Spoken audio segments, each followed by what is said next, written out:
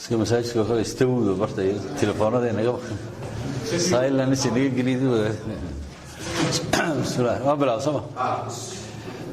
bismillahir rahmanir rahim marka hore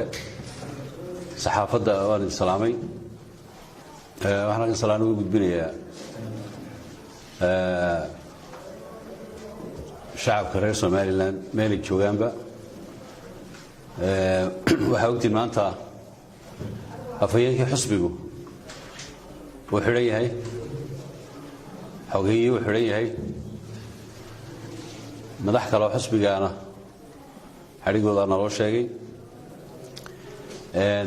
marka maanta halkan waxaan ka doonayaa inaan fariintan idinku yeedhay tahay marka ugu horeysa inaan u mahadnaqo taageerayaashii xusbiga sida ballaaran u yimi xafiiska shalay kulankii aan ugu yeedhnay ee sharciga ahaa ka soo qayb galay inaan mahad ballaaran oo aan xusbiga madaxdiisa iyo guddoomiyaha uga sido aan u soo gudbiyo marka labaad aan ummadda reer Somaliland iyagana ugu mahadnaqo una soo jeediyo isku duubni iyo wada jir iyo inay walaalnimadooda ka shaqeeyaan qarankooda iyo xornimadoodana ay meeli joogaanba difaacdaan fariinta aan sidaa wax weeye saaka ilaa xalayto waxaan soo gaariyay ergooyin reer Somaliland oo ka kooban culimo ganacsato madaxweyne ku-xigeenyaal hore madasha xusbiga kale mucaaridka ah ucid oo aanu isbahaysi mucaarad nahay ergooyinkaas oo naga dalbanayay inaanu hakinno mudaharaad ma isu soo baxi ereygaas haddii goraalo qalad baa laga fahmaa soomaalida mudaharaad ma taqaanaa isu soo baxi aanu ugu yeedhnay inay xafiiska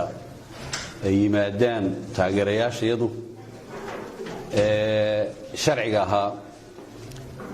inaanu hakinno oo aanu ka aqbalno ergo inay cabashooyinkaygana eegaan arrinkana ay galaan inoo wada yaalla dhammaanteed waa caadadeenna reer Somaliland inay wixii ka dhiman ama ay ku kala cabato ama ka qaldama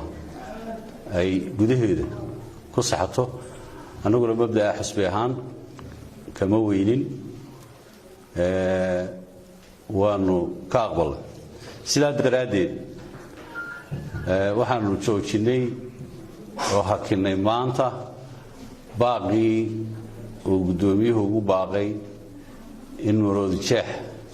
ay mar labaad isugu yimaadaan taageerayaasha xusbiga xafiiska sidaa daraaddeed halkan maanta taageerayaashayadii iman maayaan waxaase jira gobollada kale sidii loogu baaqay waayo hadalkaasi hore u baxay meel laga soo celiye ma lahayn sidii loogu baaqay ayay u soconaysaa maanta sidaa daraaddeed waxaan dhammaan taageerayaashayada iyo gobollada maroodi jeex iyo gobollada kaleba u sheegaynaa inay ku mahadsan yihiin siday noo dhegaysteen inay ku mahadsan yihiin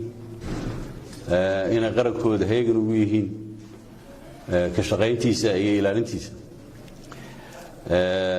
wixii wareeg kalena markay bilaabmayso sidii awal baan warbaahinta ugu soo marin jirnay iyo xidhiidhkii aanu tooska ula lahayn inoo gaarka ahaa baanu u marin doonaa waxaa kaloo halkan idinku sheegayaa sida aan tilmaamay bilowga hadalka xadhig baa jiray xukuumaddu ay iska xidhay madaxdii xusbiga waxaynu dhaqan u leenahay maaha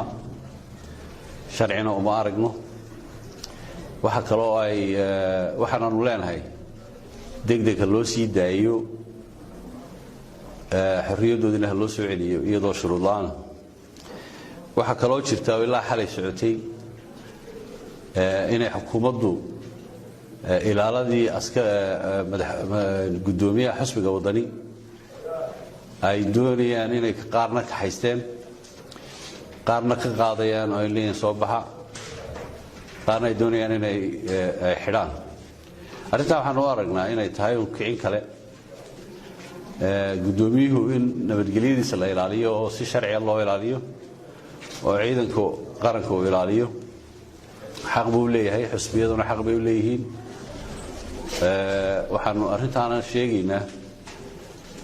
inay xukuumaddu ka noqoto oo aanay sii buunbuunin oo aanay wax kaloo kicin iyo muran kale oo inagu bilaabma aanay gelin ee ay faraa ka qaaddo waayo qofku dee si unbuu isu ilaalinaya haddii dowladda sharciga waa ay ilaalin weydo oo nabadgelyadiisa ay dowladda ay naga wada mas-uula nabadgelyadeenna dee sidii kale waa madaxweynuhu u dhigmaa guddoomiyaasha xusbiyadu iyo madaxda sare xukuumaddeennu iyo dowladnimadeennu waxay leeyihin maamuus iyo in la ilaaliyo waa ogtihiin gobolkan aynu ku nool lahay nabadgelyadeennu ta guduhu laga ilaalinayan maaha si kastaoo ay wax u dhici karaan in la ilaaliyo la dhowray u baahan yihiin marka waxaanu leenahay xukuumadda uma baahnidin annana uma baahnin inaad kor u sii qaadaan arrimaha qaarkood waa muran nooc kalaa haddana ina gelisaan inaad iska kaaya xigsiisaan dowladdaanu anagu idiin dhiibannay oo ay u qaadataan inay idinku leedihiin oo saaad doontaan ka yeeli karaysaan waxaanu idin leenahay ka jooga dowladda waa noo shaqaysaan waxaad nagu ilaalinaysaan nidaamka waxaad nagu ilaalinaysaan sharciga waxay noo ilaalinaysaan nabadgelyada laakiin ha isu qaadanina inaynu laba kooxood oo cadowga nahay oo idinkuna dowladda leediin annaguna kuwii laga ilaalinayaan waa qalataas caqligiinnu ha shaqeeyo wax kaloo inagu sii abuura muran iyo buuq uma baahnin baan leeyahay aan xigmad aan ku wada shaqayno dhammaanteen waxaan loo baahnayn iyoynaan ku murmin askartaa ilaalada guddoomiyaha xisbiga waddanina waxaanu leenahay sideeda ha loo daayo waxa kaloo aan doonayaa iyana inaan cambaareeyo xadhiggii ama liisankii lagala noqday home cable iyadoo kuwii hore aynu ogeyn hadhownaag news shalayna la yidhi waxaa lagala noqday waxaa la xidhay home cable saxaafaddu sidaynu ognahay waa lugta afraad ee miiska qaranku ku taagan yahay marka la fulin la sheego marka garsoor la sheego iyo marka sharci dejin la sheego qaybta matasho shacabka iyo xukuumadda iyo dowladnimada inteeda kale lugta kale matashaa waa saxaafadda saxaafadda ayana waajib baa saaran xaqna way leeyihin labadaa in la isku ilaaliyaa loo baahan yahay xaqooda la ilaaliyo iyana ay waajibkooda ay ilaaliyaan dhismaha qarankana qayb bay ka soo qaateen dadkana iyo xukuumadda ama dowladdana cidda u dhaxaysa weeye ee u noqonaysa xidhiidh gaadhsiisa wixii wanaagsanna u sheegta ee u qabsoomay wixii ka qaldamana si loo saxo dibadda u soo saarta ma geeyaan xadhig ma geeyaan cagajuglayn ma geeyaan in sida imika muuqata kolba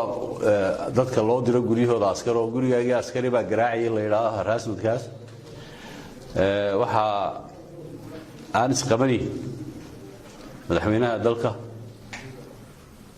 Muuse Biixi Cabdi iyo arrimaha gudaha wasiirka arrimaha gudaha